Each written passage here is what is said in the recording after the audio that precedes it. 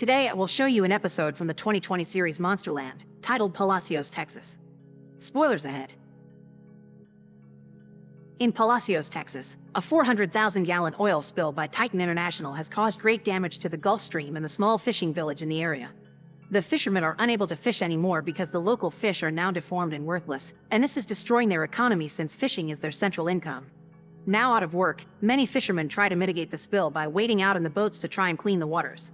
Former boater Sharko is another victim of this incident. He fell off his boat while cleaning because a plane was pumping dispersant and made him dizzy. This got his face full of chemicals. Now he walks around with an oxygen tank attachment and one of his eyes has gone blind, not to mention the scars covering half of his face. He earned his nickname Sharko because he used to be an excellent fisherman, capable of catching big fish as efficiently as white sharks, but now he can't work anymore because of his disability. In his free time, Sharko picks up animal bodies from the shore that have been killed by the oil and sends them to Titan International's headquarters through slow mail so the package has time to get extra stinky. He also hangs out at the local dive bar where all the fishermen stop by to have a drink.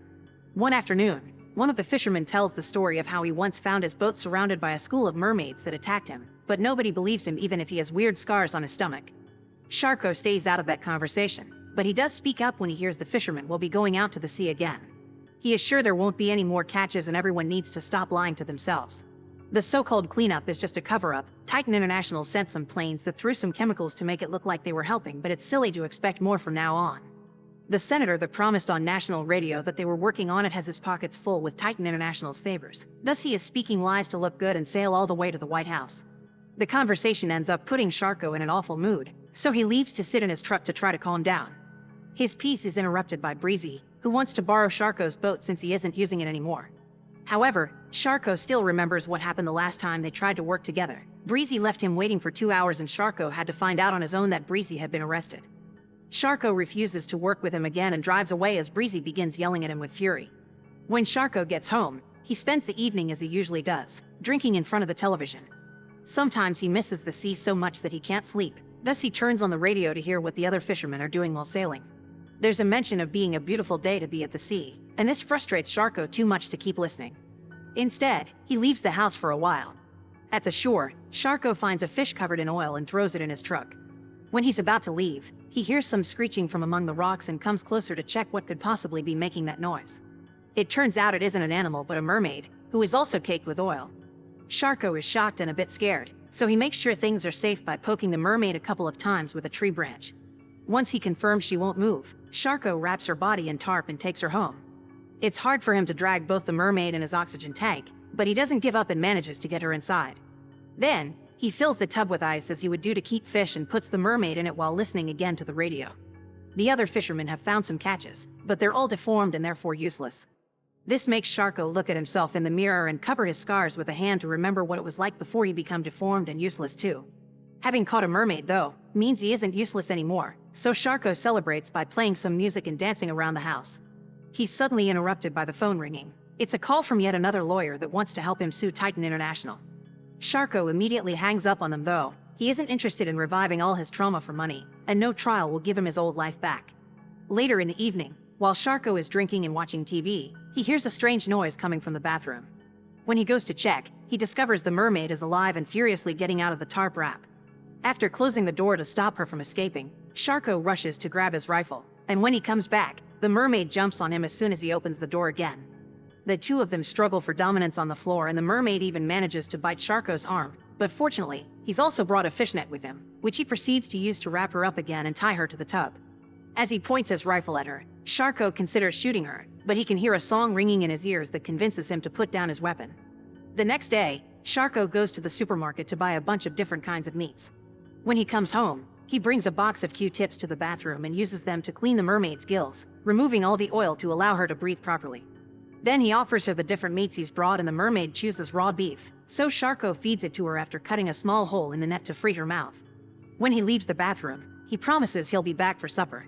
Later in the evening, while he watches TV, Sharko swears he can hear that song coming from the bathroom again. Feeling bad for the mermaid, he pushes the TV to the bathroom so they can watch a series together. Sharko tells the mermaid all about Bonanza, even quoting entire dialogues. His father loved this show and American TV in general, and he used it to learn English. Eventually, Sharko falls asleep against the tub, unaware that the mermaid has been stretching her hand to try to touch him.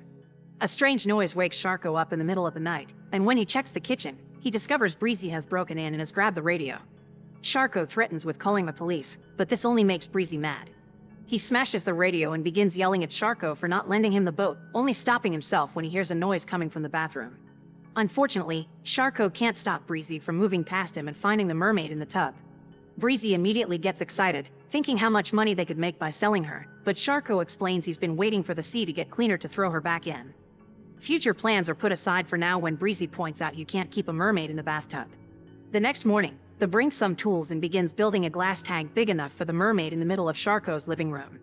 Breezy takes too many breaks to smoke though, and Sharko reminds him of the importance of taking pride in one's work, a lesson that his father taught him.